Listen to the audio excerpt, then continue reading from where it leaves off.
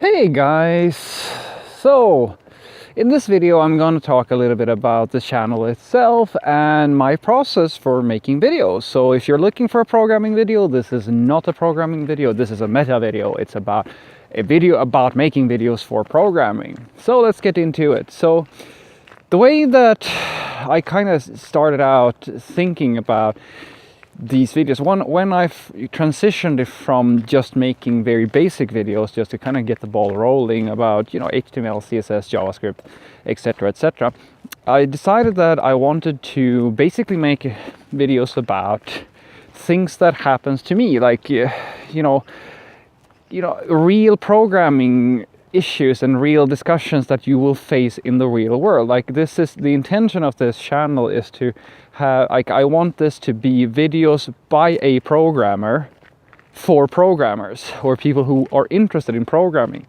I'm not and as you can see, like, most of the time it's just me basically talking about different topics and ideas and concepts and experiences. And I think that that's probably, because these videos are very cheap to make, like, I just basically have honestly, all it is a list on my phone. It's a pretty I have to admit, like, I thought, and it's actually funny because my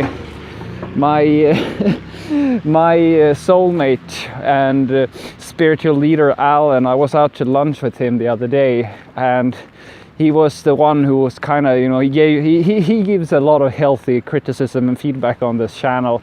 And the first thing he told me when I started making these was like, this was like at maybe 100 videos or like 50 videos or something like that. He said, "Fredrik, you need to get yourself a better microphone. I mean, the content is good, but I absolutely hate it, when you have like cars coming by and so forth and so forth." So I got a nicer microphone, and then I met him and he said, "Yeah, it's perfect. Now, all you need to do now is to like get some exposure because the topics are good and so forth and so forth."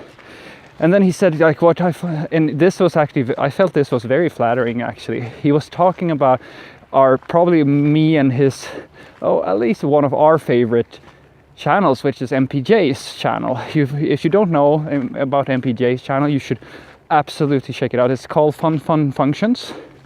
Absolutely amazing channel, where a little bit he does some of the stuff that, like, basically what we were talking about at lunch was that since we are programmers, when he does these like more basic tutorials, I watch them, but Alan doesn't do it all that much, and I can understand that. And sometimes I skip them as well because it's a little bit basic. But it's great to have someone with some experience from the work life to talk about their day and talk about different issues and challenges and ideas that they have, and share that, because it's great fun to hear about. Basically, at least that's what we think, or that's what we were discussing. But Alan said something that I thought was kind of fun, and he said that the problem is that he's kind of running out of content. Like, it's like he's, that it's kind of slowing down. And I kind of went, yeah, that you kind of have to expect that, because it's very difficult to be like original all the time and make high quality videos all the time. So, and that's what I told Alan. I said, for me, it's not about, I try to have a wide range of topics that I talk about. Like, as you can imagine, I don't do much in terms of, like, MPJ, he has, I think, like, he puts a lot of effort into the post work and like making sure that the video is nice, making sure that the quality is high, all of that stuff. And I told Alan, like, for me, it's more about, it's a learning experience for me, basically. My philosophy so far, and it still is I would rather produce, and that's usually what happens, 3 to 4 decent videos with good content, or like at least stimulating content, than putting all my effort into producing one single high quality video a week. That's the way I think about it. And then Alan told me, like, when we were lunching, he said, "Yeah, but like, how can you keep that up?" And I said, "I don't have a problem." And I showed him the list, and I have like I don't know. I don't have much. The problem isn't figuring out topics to talk about. And I told him, like, that's not the issue. Like, I have tons of, because that's all it is for you guys. Like, I basically just think up different titles and what these things mean to me, and then I basically film myself talking about it. That's it. That's all there is, and that's how it's most likely going to continue. But I have made one change to all of this, and that is the most important thing I would like to mention, which is where you guys come in, which is that when I first started, I mean, nobody was watching, so I just kind of did it for myself to, warm up, if you will, to get accustomed to talking to this phone that is getting closer to me than my own girlfriend. Well, not really, but don't tell her I said that. Anywho, but as things kind of came along, I started getting some, I got some people who watched on a regular basis, and people started making requests, and I encouraged that. I encouraged it quite a bit. So what happens now, for the most part, is that I have I think I have 50 private videos or something. Like, I make a lot of videos, like a lot of videos, and whenever somebody posts a comment with a formulated request, basically, and I have a few of those as well. I feel very flattered when people do that. I basically evaluate, okay, what is it that they're asking for, and then I say, yeah, sure, I'll put, if it's a good question. Most of the time it is, because hey, if somebody's asking something, it's usually a valid question. Then I basically chalk it down in my list, put a little star on it, so that I know that I'm going to prioritize that video, make it the first thing that I can possibly make when I have some time over. And then I make that video, and then it goes at the top of the priority list.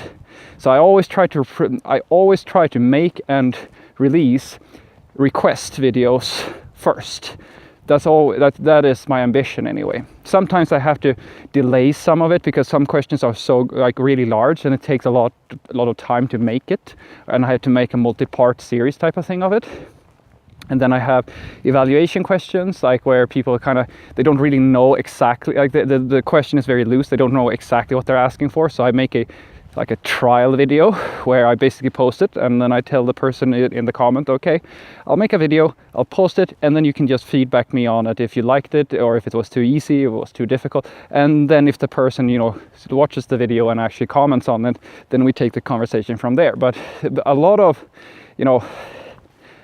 the stuff that I make is, if nobody's asking for anything, then I'll just keep on releasing the stuff that I think of myself. But my ambition, that's what I told Alan as well, my ambition is to be as close as possible to the people who are watching, because to me it's very important that these videos are relevant to the people watching. And I can try my best on my own, but the best is that when you have people who are actually having issues, or have questions, or they're just curious about hearing what I have to say about something, which is great. So those are the videos that always go to the top of the priority.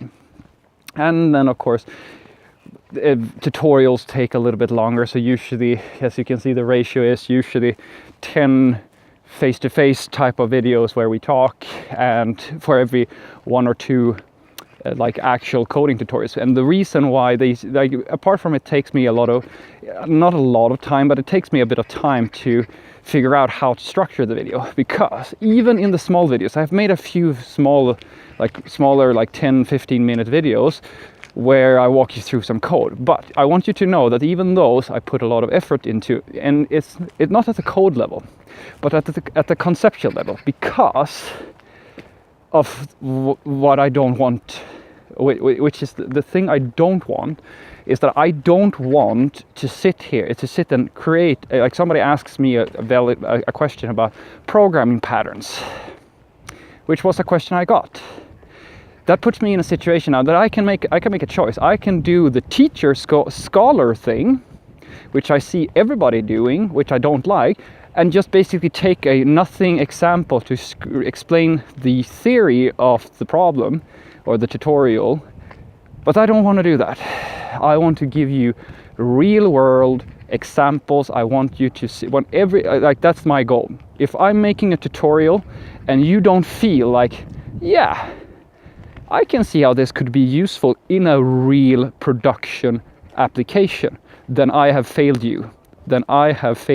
And I'm sorry. Call me out, and tell me, Fredrik, great effort, but I didn't really understand how this is going to help me in the real world. Because if I can't give you those videos, then I'm doing something wrong. That's the difference. That's the difference between, or rather I want that to be the difference between the videos that I make and most of the programming tutorials that are out there on the web, because they're great. I'm not saying that they are bad. I just don't like that most of the tutorials are in theory. All of it is in theory. It's not something that happens every day. And I have to this day not released a single video that has no connection to the real world.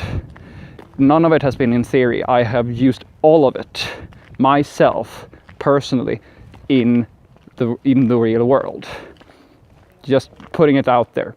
You can if anything, you should know that's the most important part about my process for making videos. I want you to know and to trust that this is a channel by a real programmer. I work full time as a programmer. I'm not perfect. I'm the furthest thing from a perfect programmer, but I do this full time, and this is for real programmers. People who want to write real code, not in theory, not in school, building real things. That's the goal. So, if you have any suggestions, any questions, whatever, just post them, and I will put a star mark on your question, and it's going to go to the top of my priority list. Have a great day.